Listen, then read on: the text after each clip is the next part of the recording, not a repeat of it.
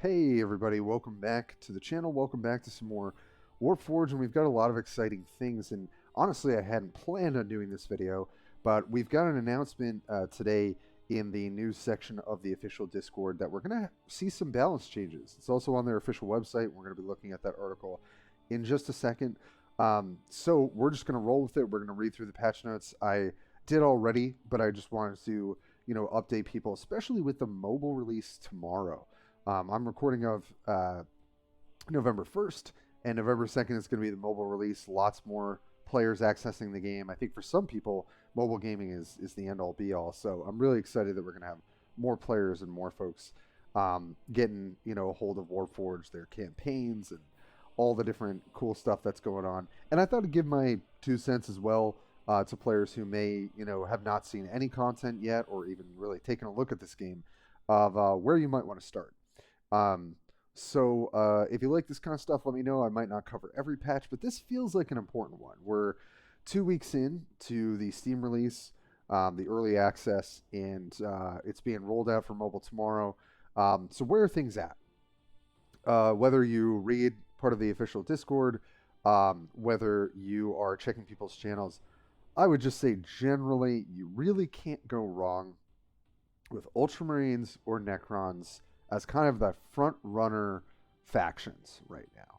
Now, every faction has its strengths and weaknesses, but I think most players can agree that particularly Ultramarines and Necrons are in that bucket as well, just have some of the best flexibility and really high power in terms of decks. So they're relatively consistent. They've got a good amount of power. They've got a good amount of flexibility.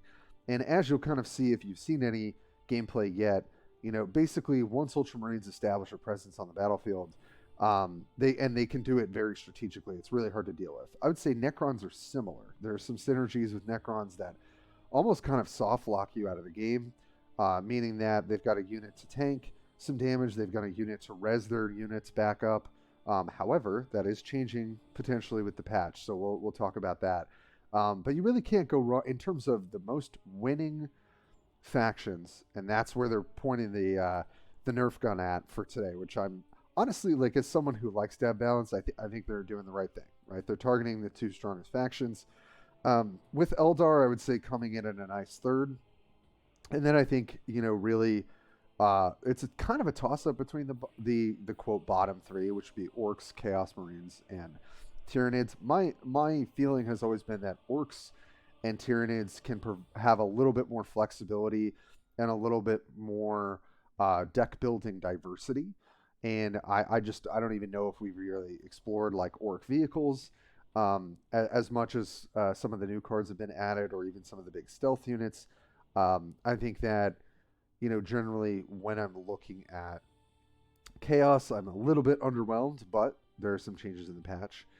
And I think Tyranids, although they suffer the most without having any removal, they can be really, really difficult to deal with, especially when they go second and they have Digestion Pool, which is their sort of defense card that allows them to accelerate, a 4-drop out of the gate, which can be pretty scary. And they have some pretty massive synergies that make it kind of tough to interact with them at times. So basically, if someone's going to come up to me on the street and be like, which 3 should I be looking at? It's probably Ultramarines, Necrons, and Aeldari. And I've gone through a lot of the Ultramarines campaign. I'm going to be firing up Aeldari. Thank you all for voting. I promise when I'm sort of moving on to a new faction, we'll always put up a poll, because I'm really interested in bringing content that you guys are, kind of excited about. So thank you for tuning in for that. So that's kind of my overview. I think we've got kind of a top 3 factions, a bottom 3 factions, and we've got 2 factions in particular, Ultramarines and Necrons, that just seem to have it all, so to speak. So let's look at this patch and what is going on. And I almost missed something in here too, which will be interesting. So this upcoming update will bring a balance update focused on bumping up several underplayed cards while reining in more frustrating strategies. Several offense cards have also been redesigned with new effects that trigger when a player earns a skull in battle by bringing the enemy warlord below 20 health and later below 10. Let's see how this shakes out. So there's a little bit of confusion, and it is confusing, that you can only get certain offense cards or defense cards triggered at certain times. My understanding is that for offense, you have to have all of the offense cards and the ones that are particular. Um, there's some interaction where it's like when you are offense against Necrons, you have this option. When you're offense against Ultramarines, you have this option. I'm going to be honest, I'm still not terribly clear on it. This feels, though, more in line with the flavor of this idea of like being on offense versus defense. So it's like you deal that 10 health blow or 5 health, right, from 25, or no. Yeah. So you get them below 20 health, right? You get some sort of bonus, I guess. However, I think originally this was designed to address the gap between going first versus going second. I think generally going first feels pretty good. Now, I still think that reacting to what your opponent's doing and having the right answers can be very, very powerful, because in one turn, if you have the exact right answer, you might be able to establish a board presence off of that. And sometimes being reactionary can be a little bit better. But I think that generally going first has been pretty great. So I'm not really sure how this offense change is going to shake out. Like thematically, I think it makes a lot more sense, right? You're attacking them, therefore you're getting some sort of bonus. And I think most people are staying away from offense cards. For instance, Orbital Bombardment, right? Which I think is, 3 damage, 10% chance to get 3 damage to all units. It just the sort of randomness and the kind of effects that they have right now are just probably not worth utilizing. So we'll see if that changes anything. I think offense and defense cards are kind of cool. And especially defense cards can really get you quite ahead when you're falling behind. I shouldn't say quite ahead, but they help you even out that gap from going second. So we'll see. I think the offense cards are a little harder to design and sort of balance. So I guess they're going to try something new. And they don't say anything else in this article. So we don't really have any hints quite yet. But I guess we'll wait and see. So let's get into it. First on the chopping block, and I'll bring up these cards for y'all. Primaris Impulsor. Ranged attack lowered from 4 to 3. I think most people have probably seen this already if you played against Ultramarines, and I've talked about it on the channel. Just a really, really great epic. And Ultramarines, just for those of you who haven't played the campaign yet and are thinking about going premium or not, Warpforge was very nice. Their team gave me a premium. You honestly don't really need it for the Space Marines, because really the epics are where it's at. And yes, you can pick up, I think it's 3 or 4 epics when you go premium. So maybe that's worth it enough to you. But in terms of legendaries, you don't really need a lot. This is a great card. So for Primaris Impulsor, it's just well statted. You're going to get more Codex bonuses if it sticks on the field, and it definitely makes a difference. So it's going from 4 ranged attack down to 3. Yeah, I mean, is it going to make it so people don't play the card anymore? I doubt it. But going from 4 to 3, I think, is a big enough difference. There are plenty of units that have 4 health. 3 health is kind of that first important break point. 4 health, I think, is sometimes negligible, because really that's just your Warlord plus something else attacking. But it does mean that instead of being able to take maybe down a 6 health unit between your Primaris Impulsor and your Warlord, right? Now you got to do a little bit more work. So what it does is just allow your opponent not to get so far behind, right? Because you're toning down a little bit of the power. Like I said, I think we're Ultramarine players, and I'll say we here. We're still going to play this card most likely. But again, it's toning down, and I think I'd rather have it toned down than like this card is now unplayable. Because I think that creates other problematic situations. Okay, Captain Sicarius now has a passive, has invulnerable during your turn, meaning basically you can attack for free, right? So whether that's you're not taking retaliation damage and hitting their face, or you're hitting an enemy unit. I'm just going to say, honestly, as I'm bringing him up here, I don't think that's nearly enough. Also, I just think in general, unless a 9-drop is like giving you so much value, basically as it hits the board, you probably shouldn't be playing it. And I said this in my card evaluation videos. It doesn't mean you can't play it, and certainly if you like the card and it looks sweet, go for it, right? But, and even though, sure, you get the greatest deeds the following turn, this just doesn't affect the board when it comes down. And if you look at a lot of Ultramarine cards, you're going to see flank, you're going to see codex, you're going to see, basically comes in, does something. This is just a big late game card that just certainly they can ignore, they can use removal on. It just doesn't do enough. Now, if this had Vanguard, we'd be talking about something different. If this had, Rally come into play, deal 10 damage to something, okay, maybe we'd be talking. But the reality is that Sicarius is just a pretty weak card, and I don't think getting a new passive is going to really do it for him. Greatest Deeds. Cost reduced from 3 to 2. Change description to Ephemeral. Give Vanguard and heal 5 to a friendly troop. I'm actually blanking on what this... Oh, so they buffed his card too. I missed that. Okay. Cost reduced from 3 to 2. Okay, so a little cheaper, but at 9 energy, how much does that matter? In Ephemeral, give Vanguard and heal 5 to a friendly troop. Okay. So I totally thought this was a separate card. So these are kind of a package deal here. Oh, it's still... I'm going to stick to my guns here. I still think this is probably not good enough. But this is the right direction, right? I mean, like, there is a shot where it's like, okay, if they don't answer it and they can't kill you, you probably win the game. But that was kind of the case before. So the fact that you have to wait to receive this, right? Create a card in your hand at the start of your turn. If it was the same turn, that's a little different, right? Because maybe in overtime, and if the meta is super slow, you can actually play this and then use Greatest Deeds. But I still would not recommend playing this. Armored Support. Change from choose an Ultramarine vehicle and put it into your hand. It costs 2 less. Now it's only going to cost 1 less.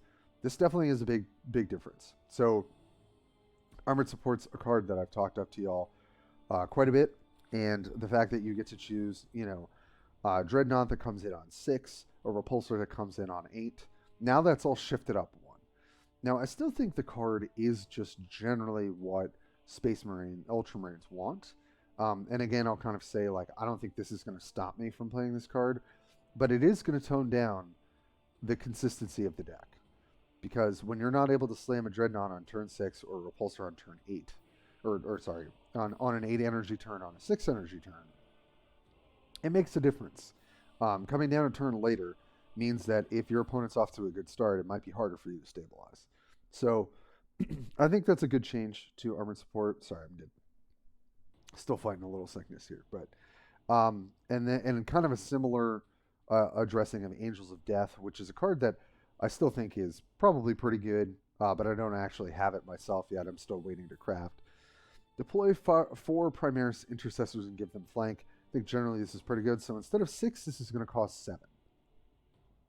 So again, this, I think what they're sort of opening up is the idea that Ultramarines may have a harder time establishing board presence on turn 6. Now it sounds like turn 7 is really going to be the time where you're either playing your Redemptor Dreadnought or playing Angels of Death. And those are the things that are going to help stabilize your kind of mid to late game. So Angels of Death, I think we'll still see play.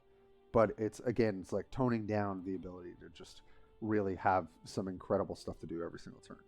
Avenging Zeal. Description changed to give +2 melee and ranged attack to all your units in play and in hand, which is instead of just in play. Well, this is definitely a card. I opened this. I did not make this, I promise.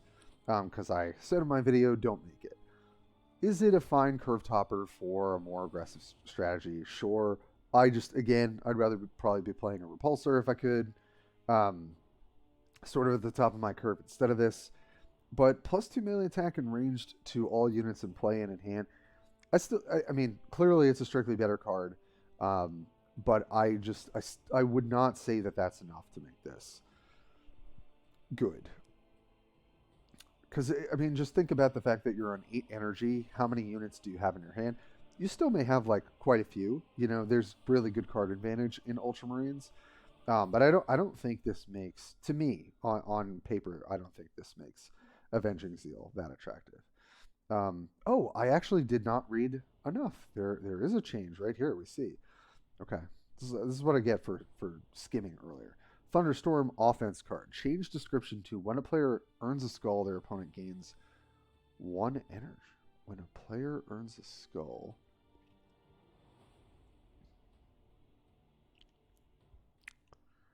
their opponent gains 1 energy. Interesting. What does Thunderstorm do now? At the beginning of each turn, deal 1 damage to an enemy or to a random troop. Right, that's what I was saying. So are they changing the whole card?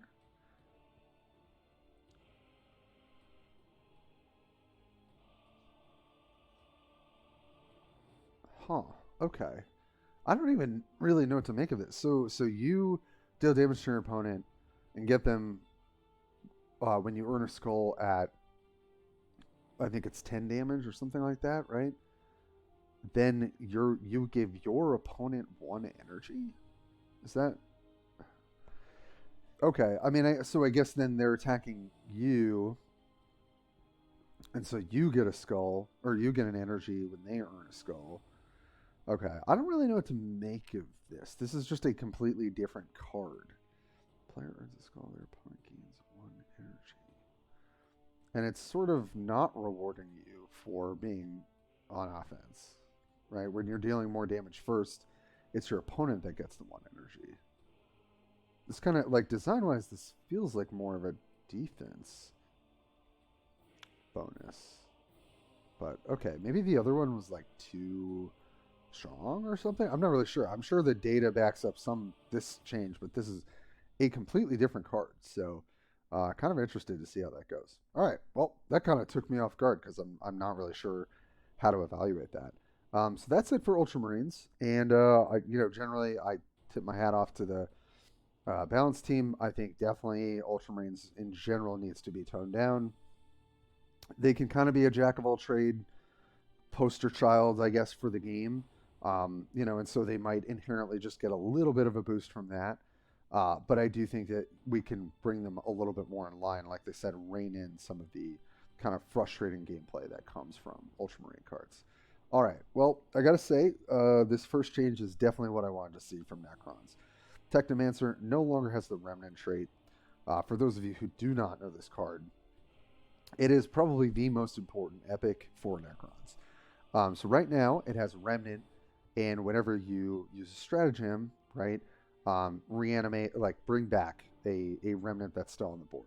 This is what when I was talking about soft lock, this is what this card does. You put a Vanguard unit that has Remnant, you have this card, and then maybe, I don't know, you get another card that stuns them whenever you use Artifice or something. Basically, you'll never be able to get to Technomancer, and even if you do, it's got Remnant. So now that's gone. So I do think that gates this thing's kind of inherent ability to just go off really easily. So you just got to kill it once, no killing it twice with Remnant. So Technomancer definitely goes down in power. Again, you're probably just going to run this card because it's still upfront value. If they don't answer it, it's still such a threat. But now it's easier to answer. And I think that gives, especially aggro decks, a bit more of a shot. If they just get that one removal spell that they need, or that one attack that they need, great, then your opponent can't just set up kind of a soft lock where you can't do anything about Technomancer. Psychomancer, I think this is the one that stuns. Lower health from 5 to 4. Got all the Mancers. Yep. Yeah, so it stuns whenever, this is kind of another contributor to kind of just locking your opponent out of the game. Stun a random enemy troop, right? So it's going from 5 health to 4 health. I would say, again, I like this change. It makes it so, again, if you've got, a good answer at the right time, if you're developing your board, relatively well, then you can kind of punish Necrons, and the fact that this says 4 health instead of 5 means that you can kill it just a little bit easier, and that does probably make a difference. Vargard, Oberon, increased range attack from 3 to 5. Well, that seems like a big difference. Vargard, I don't think I... Oh, Okay. I mean, this is probably the best 9-drop in the game. Because it essentially has Vanguard, but it's got armor 2, and it's massively huge. Okay, so they're trying to give it a little bit more oomph in the range department, because it's obviously very soft to that with 3 range for a 9-drop. So that's probably a decent change. That's a buff there. Particle Web, lower cost from 8 to 6. That would also be a bit of a buff too. So this is going from 8 to 6. Deal 8 damage to an enemy. Obviously, this card kind of just, I don't want to say wins the game on the spot, but comes pretty close. So buffing it from 8 to 6 is just meaning like you can win the game even more easily. So I don't know if that's, Monolith is still a 10-drop. Obviously, it has armor 3, but when you're probably playing against Ultramarines a lot of the time, they can just kill this with Inspired Retribution. So I don't really know that that's going to make Monolith attractive enough to generally run, but maybe if there's a way to somehow get this out earlier, I don't think that there is though. Curse of Pharaon changed to give vulnerable 3, was give vulnerable 4. Yeah, this used to be vulnerable 5, and it seems like they've just kind of continued to tone it down. Vulnerable is just a really nasty keyword, and yes, this is a good time to say, I promise, we will have a keyword video as soon as I can get it done, which will probably be this weekend, actually. Right, so it's when this unit is damaged, it receives an additional... So it's like reverse armor, whereas armor always reduces by X. This is always increasing damage by X. So Curse of Pharaon has always just been kind of like a pseudo-sweeper, as long as you have units on the board that can attack to inflict the damage, which will then add the vulnerable bonus. And again, I just think, Necrons have a lot of tools for controlling the board. This just tones it down a little bit so that maybe when they get a late game Curse of Pharaon, it doesn't just fully wipe your entire board. So that's pretty nice. Okay, we've got 2 offense cards changes. Earthquake. Change the description to when a player earns a skull, stun 1 random troop from each player. Okay, what does Earthquake do now? At the end of turn, stun a random troop. Okay, and now it's stun 1 from each. When a player earns a skull. Okay, I mean, so Necrons are obviously earning skulls later into the game. I mean, it's hard to say like if 1 and 1 from each is better. I would say like for the control player, that's probably better. So that seems like a decent change, and maybe this actually makes the card a little bit more viable. Solar Storm. Change the description to at the end of each player's turn, if they have unspent energy, deal 1 damage to a random enemy. So it's at the end of each player's turn. If they have not codexed, essentially, deal 1 damage to a random enemy. So it'll trigger at the end of their turn, and then look, if they do, it'll deal 1 damage to... So I guess it's happening. It's parity, like it's happening for both. Okay, interesting. What does Solar Storm do now? Some of the ways that these are worded are throwing me a little bit. Reverse Stratagem is played. There's a 25% chance that a random unit receives 1 damage. Okay, so I guess the way that they're addressing it with Necrons is trying to say that you as the control player have to be mindful that this can affect you as well. I guess maybe they're trying to gate a little bit of the power of Necrons, that, if you get lucky in your head, the randomness is going to like serve your opponent or serve you rather than your opponent. This kind of makes it so that you have to be mindful of the way that you're playing your turns out as well. Okay, interesting changes. Again, these are like pretty clear changes to the offense cards in like a big way. So I'm kind of interested to see like how well that plays. All right, moving right along, because I'm already probably talking too much. We've got the Black Legion. My 2 cents is that Chaos definitely needs the most help, I think, out of the 3 factions, and then I would put like Tyranids pretty close, and then Orcs I still think are pretty good, but they're not consistent. Is kind of how I would put it. They're also just like super fun, and I'm pretty excited to pick up that faction at some point. So I think these are 2 buffs targeted at Sylar. Is that his name? Sylar? Silas? Sylar Hexhorn. Okay, so he gets a random ability, right? Gets a random power. They all cost 2. Is that right? Yeah. Okay, so Infernal Gaze, instead of dealing 1 to 3 damage, 2 to 3. So that's nice, right? It sort of eliminates the randomness a little bit. 1 damage for 2 is pretty rough. That is what you get off of Varro Tigurius, right? You're paying 2 up front to get that ability, and then you pay an additional 1. So it's actually three energy instead of 4, which is Sylar's, right? So, yeah. So I think that this helps him a little bit. It's not a huge change. And then +1 melee attack this turn and heal 1 to all friendly units. If this just said give 1 health, this would definitely be a pretty great buff. Heal means that the unit has to have taken damage. Unit does include Warlord.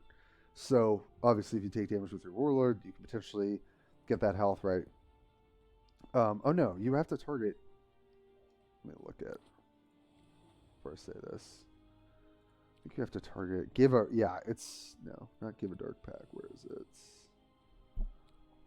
There we go. Jeez. Time bomb shirt. Give 1 +1 melee attack to all friendly units this turn. Yeah.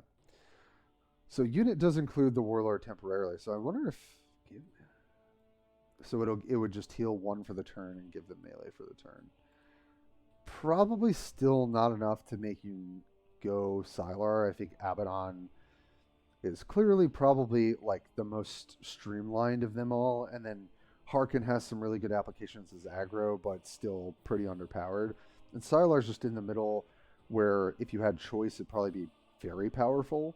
And I know that I guess like randomness is maybe something they want in the Black Legion, but I wonder if you just wanted to make him kind of like a mirror of Varro, maybe just add a little bit of edge to some of those cards. I'm not really sure, but doesn't strike me as enough to make Sylar a little bit more viable. But it does help him out a little bit. It smooths out a little bit of the inconsistency, and maybe that's enough. Maybe that's enough for him to come out a little bit above where he was before. So that'll be interesting. Mauler Fiend, increased range attack from 3 to 5. That's a pretty big change. I forget what Mauler. Yeah, it's not an 8-drop you want to put in your deck. So okay, probably would not. This change is not going to be enough. So don't worry about that. Iskander Kaon. Description changed to Artifice. Create a random Black Legion stratagem in your hand. It costs 1 less. I believe he was already pretty decent, if I'm not mistaken. Oh no, this is the 9-drop. I was thinking of someone else. Create a random Black Legion stratagem in your hand. And it costs 1 less. It's just 9 and 10 drops. Unless you're really doing something powerful, it's probably not going to be enough. So I don't think this is it. Hellfire Outburst Offense. Change the description to when a player earns a skull, deal 4 damage to 1 random unit from each player. Interesting. Hellfire Outburst. What does that do now? Each turn, there's a 50% chance that a random unit receives 2 damage. And now, yeah, so they're also changing their randomness, which I think is probably a good move for most of these offense cards. When a player earns a skull, deal 4 damage to a random unit from each player. So you can kind of have this in mind, right, and try and set this up a little bit for yourself. So that's interesting. Gotta be honest, this is not going to be enough to pull Chaos into the running for the top 3. Maybe new cards. Maybe something that allows them to be a bit more consistent and a little less combo-y. But these like big drop guys don't matter. This helps Sylar, but probably not enough. And then this is kind of an interesting, probably a beneficial change, but I don't think it's going to be enough to really attract you to play Chaos Marines if you're trying to win the most games, which if that's your goal. All right, then we actually have just one change coming in here for the Aeldari. It's Cosmic Serpent. I forget which card this is. Trigger the abilities requiring Spirit Stones of all troops. Interesting. So going down from 4 to 3. You still have to have quite a bit of setup to make this card worthwhile, but maybe this pushes in as a different kind of approach to the Eldar archetype. Not really sure. And as they say at the bottom, these changes will arrive in the game tomorrow as part of the update. Check your decks. Up your strategy and fight to the last drop of blood. Good luck on the battlefield. So for you mobile players, we've got some changes that are coming in right hot, especially if you played a little bit of the alpha or the beta or the early access and you're seeing some of these changes. I don't think this is going to be, and I would prefer it to be this way. This is not going to really like knock Ultramarines and Necrons out of the top 2, I don't think. But it's going to tone them down a little bit, and the win rates might fluctuate, a couple percentage points here and there, and that might just honestly make the game a bit more enjoyable. So I know I was kind of like processing some of this stuff while we were reading through it, but hopefully it was helpful to see. I do think that the balance changes are clearly targeting like whatever data they're getting from the win rates or like who's at what point in the leaderboard and all of that. It's good that they're targeting Ultramarines and Necrons. They are just generally the strongest factions, and definitely need a bit of toning down. Or, right, the other option is to put some buffs on some other parts of some other factions. So it's interesting. Orcs didn't really get any love or hate. So I guess they feel like orcs are kind of doing what they're supposed to be, which is kind of a good sign, at least for their overall design. It seems like Ultramarines and Necrons have gotten a little out of hand, and they had no buffs or nerfs to Tyranids as well. So it really feels like the outliers are the top 2 factions and the bottom faction, which would be Chaos Marines. So I think they're aiming the nerf gun and the buff gun in the right direction. I don't think it's going to be a huge shakeup, but I think it's a refreshing and I would say assuring change to see that the balance team I think is getting the same sense that a lot of the community is and a lot of the ranked players are getting. So I'll definitely have much more content for you guys later on this week and during the weekend and all that. But let me know if this is helpful and I can do some more balance breakdowns in the future. But other than that, I will just catch you next time. Thanks.